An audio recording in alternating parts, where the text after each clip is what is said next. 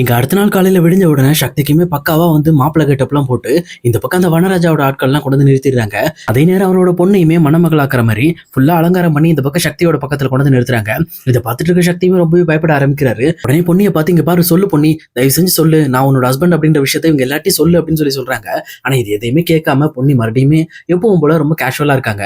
ஆனா இதை பார்த்துட்டு இருக்க சக்திக்குமே ரொம்பவே பயமா இருக்கு. அப்ப அந்த வனராஜாவையும் பார்த்து இங்க பாருங்க, நான் தயவு செஞ்சு சொல்றதை கேளுங்க, எனக்கு ஏற்கனவே கல்யாணம் ஆயிடுச்சு, அது மட்டும் இல்லாம என்னோட மனைவி அவ தான், சொல்லப்போனா அவளுக்கு எனக்கு ஒரு பிரச்சனை போயிட்டு இருக்கு, அந்த பிரச்சனையோட காரணம் வச்சுக்கிட்டு தான் அவ என்கிட்ட இப்படி வந்து பிஹேவ் பண்ணிக்கிட்டு இருக்கா அப்படின்னு சொல்லி அந்த விஷயத்த அந்த வனராஜாட்ட எடுத்து சொல்ல ட்ரை பண்றாங்க.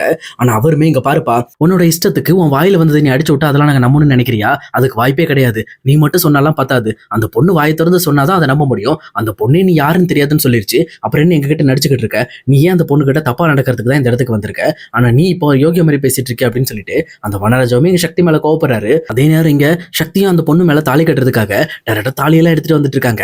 இதை பார்த்தா சக்தி இதுக்கு மேல பொறுமையா இருக்கக்கூடாதுன்னு சொல்லிட்டு டைரக்டா பொண்ணு பக்கத்துல போயிட்டு, பொண்ணு இங்க பாரு, பைத்தியக்காரத்தனமா பண்ணிட்டு இருக்காத, நான் சொல்றது முதல்ல தெளிவா கேளு, உனக்கு எனக்கு கல்யாணம் ஆயிடுச்சு அப்படின்ற விஷயத்த முதல்ல அவர்கிட்ட சொல்லு அப்படின்னு சொல்றாங்க. ஆனா இப்பவுமே பொண்ணு ரொம்பவே முட்டாள்தனமா இல்ல அப்படின்ற மாதிரி எதுக்குமே கண்டுக்காத மாதிரி ரொம்ப கேஷுவலா நின்றுட்டு இருக்காங்க.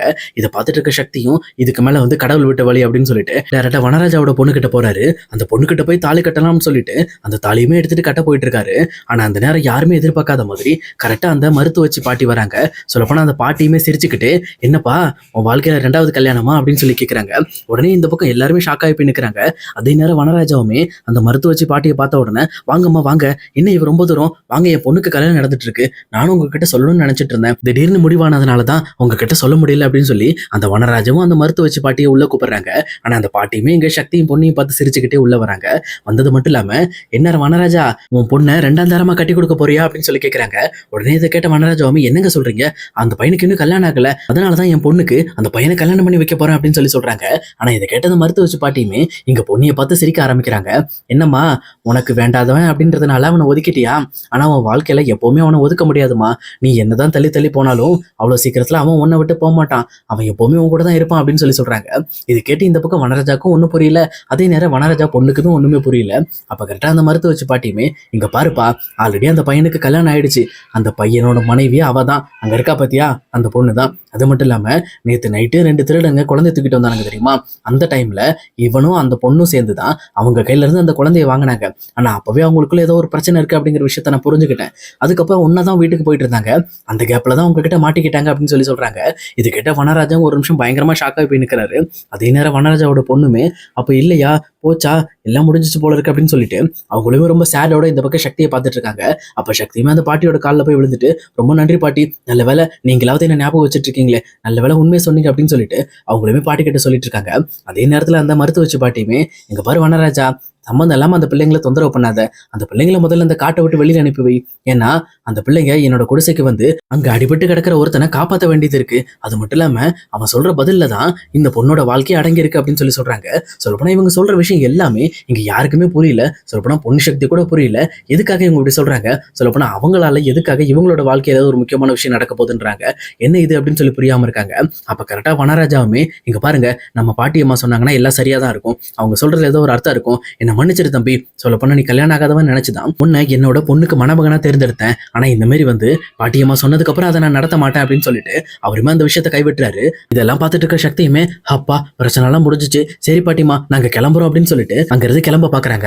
ஆனா அந்த பாட்டி அம்மாவும், நான் தான் சொன்னேன்லப்பா, என் குடிசையில ஒருத்தன் உயிருக்கு போராடிக்கிட்டு இருக்கான், நீ போய் முதல்ல அவனை காப்பாத்து, அவனாலதான் உன் வீட்டுல நடக்கிற குழப்பத்துக்கெல்லாம் பதில் சொல்ல முடியும் அப்படின்னு சொல்லிட்டு அந்த பாட்டி அம்மாவும் சொல்றாங்க. இதை கேட்ட வனராஜாவும், இங்க பாரு தம்பி, அந்த பாட்டி அம்மா வீட்டுல யாரோ இருக்காங்க, அந்த குழந்தைய கடத்தினவங்க அவங்க வீட்டுல தான் இருக்காங்கன்னு நினைக்கிறேன், எனக்கு தெரிஞ்ச வரைக்கும் நீ அந்த பொண்ணு போங்க, அங்க போயிட்டு அது யாருங்கிறத முதல்ல நீங்க பாருங்க அப்படின்னு சொல்றாங்க. இது கிட்டோன சக்தியும் பொண்ணு ரொம்பவே டவுட்டோட டைரக்டா அந்த பாட்டி அம்மாவோட வீட்டுக்கு போறாங்க. அங்க போனதுக்கு அப்புறம் தான் தெரியுது, சொல்லப்போனா இங்க சிவானியை கடத்திட்டு வந்த 2 பேர்ல ஒருத்தரோட கால்ல பயங்கரமா அடிபட்டு இருக்கு. அதே நேரத்துல அந்த குள்ளமா இருக்கிற மனிதரும் இந்த பக்கம் அவங்க காலில் கட்டு போட்டு வச்சிருக்காரு. அந்த ஆளுமே ரொம்ப மயக்கத்துல இருக்காங்க. சொல்லப்போனா அவருக்குமே பயங்கரமா ஜுரம் அடிக்க ஆரம்பிக்குது. இதை பார்த்த சக்தியுமே, இவனுங்க தான் என்னோட குழந்தைய திருடினது, இவனுங்களை விடக்கூடாது அப்படின்னு சொல்லிட்டு மறுபடியுமே காயப்பட்டு இருக்கிற அந்த ஆளை போய் ஹர்ட் பண்றதுக்காக சக்தியுமே பக்கத்துல போறாங்க. ஆனா இதை பார்த்துட்டு இருக்க பொண்ணியுமே முதல்ல சும்மா இருங்க, அந்த வயசான பாட்டியம்மா என்ன சொன்னாங்க ஞாபகம் இருக்கா, அவருக்கு உடம்பு சரியில்லை, நம்ம முதல்ல அவர் ஹாஸ்பிட்டல் கூட்டிட்டு போவோம், அங்க போயிட்டு அவர் சொல்ற விஷயங்களை நம்ம கேட்டு தெரிஞ்சுக்கலாம்னு சொல்லிட்டு டேரக்டா அங்க இருந்து அவனையும் தூக்கிட்டு ஹாஸ்பிட்டலுக்கு போறாங்க. அங்க போயிட்டு இவருக்கு இந்த மாதிரி காலில் அடிபட்டதுக்கு எல்லாமே கட்டெல்லாம் போட்டு முடிச்சு அவரோட உடம்பே ரெடி பண்றாங்க. எல்லா விதமான ஃபர்ஸ்ட் எய்டும் முடிஞ்சதுக்கு அப்புறம் கரெக்டா அந்த கடத்தல்காரனும் கண்ணை முடிச்சு பாக்குறாங்க. இதை பார்த்தோன்னா கரெக்டா ஆப்போசிட்ல சக்தியும் பொண்ணு இருக்கிறத பார்த்துட்டு பயங்கரமா பயப்பட ஆரம்பிக்கிறாரு. அதே நேரத்துல இங்க பொண்ணியுமே இங்க பாருங்க, நாங்க வந்து உங்களை கஷ்டப்படுத்தணுங்கிறதுக்காக வரல, நீங்க அந்த காட்டுக்குள்ள அடிபட்டு கிடந்தீங்க, உங்களை காப்பாத்தி தான் நாங்க இந்த மாதிரி வந்து ஹாஸ்பிட்டல்ல சேர்த்திருக்கோம், எங்களுக்கு தேவை ஒரே ஒரு விஷயம் தான், இந்த மாதிரி எங்க குழந்தைய கடத்த சொன்னது யாரு, அவங்க எதுக்காக கடத்துனாங்க அப்படிங்கிற விஷயம் எனக்கு தெரியணும், அது மட்டும் தெரிஞ்சிருச்சுன்னா கண்டிப்பா உங்க மேல எந்த ஒரு பிரச்சனையும் இல்லாம இப்பவே நாங்க விட்டுருவோம் அப்படின்னு சொல்றாங்க. ஆனா இதை கேட்ட அந்த கடத்தல்காரனும் ஆமா நீங்க இப்படிதான் சொல்லுவீங்க, அப்புறம் நீங்க மாட்டி விட்டுருவீங்க, நீங்க சொல்ற மாதிரிலாம் என்னால கேட்க முடியாது அப்படின்னு சொல்றாங்க.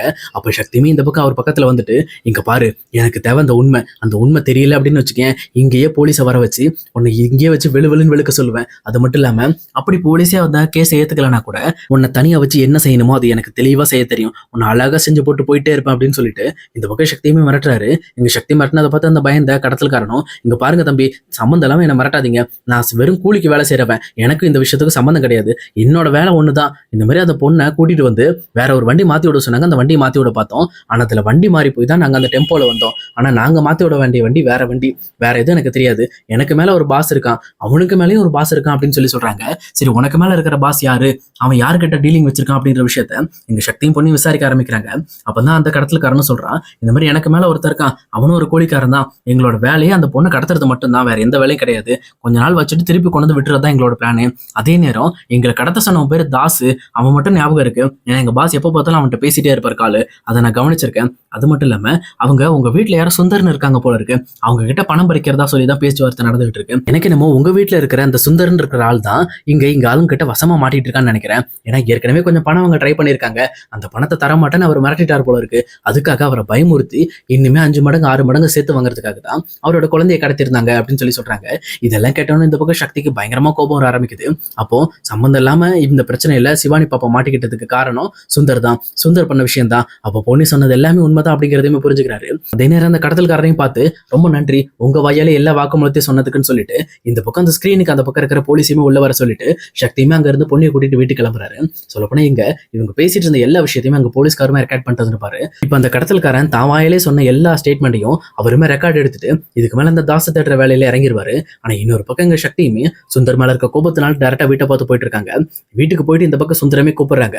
கூப்பிட்டது மட்டும் இல்லாம எங்க சுந்தர பார்த்துட்டு ஏன் மாமா எதுக்காக உங்களுக்கு அக்காக்கு இப்படிப்பட்ட துரோகம் பண்ண தோணுச்சு அப்படின்னு சொல்லிட்டு ரொம்பவுமே கோவப்பட்டு பேச ஆரம்பிக்கிறாங்க. இங்க சுந்தருக்குமே ஒண்ணுமே புரியல. அவருமே என்னாச்சு மாப்பிள்ள, ஏன் இப்படி பேசுறீங்க, நான்லாம் அப்படி எதுவும் பண்ணலையே அப்படின்னு சொல்றாங்க. அப்ப எங்க சக்தியுமே வந்து தான் அக்கா மேல வச்சிருக்க பாசத்துக்காக ரொம்பவே கோவப்பட்டு சுந்தரோட கணத்துல பலாரும் ஒரு அற விடுறாரு. இதை பார்த்தோன்னே இங்க பவானியுமே பதறி போயிட்டு உனக்கு அறிவில்லடா, எதுக்காக என் வீட்டுக்காரர் அடிக்கிற அப்படின்னு சொல்லிட்டு ரொம்ப பாஞ்சு வந்து இந்த பக்கம் சக்தியோட கணத்துல பலார்னு அறையிறாங்க. இதை பார்த்துட்டு இருக்க சந்திரசேகரும் ஒரு நிமிஷம் நிறுத்துமா, எதுக்காக அடிக்கிறவன் அப்படின்னு சொல்லிட்டு எல்லாருமே இந்த சண்டையை ரொம்பவே ஒத்து பார்த்து பக்கத்துல வந்து இங்க பவானியும் சக்தியும் நிறுத்துறாங்க. அப்ப சக்தியுமே இங்க பாருக்கா, இந்த ஆள் உனக்கு துரோகம் பண்ணிட்டாக்கா, இன்னைக்கு நம்ம குழந்தை காணாம போனதுக்கு முக்கியமான காரணமே இந்த ஆளு தான் அப்படின்னு சொல்லிட்டு எல்லா உண்மையை போட்டு வீட்டுல உடைக்கிறாரு. இதெல்லாம் கேட்டுட்டு இருக்க பவானிக்குமே சும்மா கொஞ்சம் கொஞ்சமா அவங்களோட நெஞ்சு சுக்கா நொறுங்கிட்டு இருக்கு. ஆனா இன்னொரு பக்கம் எங்க சுந்தரமே தான் பண்ண தப்புக்கு தன்னோட குழந்தைய சேர்ந்து கஷ்டப்பட்டுட்டே நினைச்சிட்டு ரொம்பவே ஃபீல் பண்ணிட்டு இருக்காரு. அதே நேரத்துல அவர் பண்ணிட்டு இருக்க எல்லா தப்புமே இந்த வீட்டுல தெரிய வந்துட்டு இருக்கு.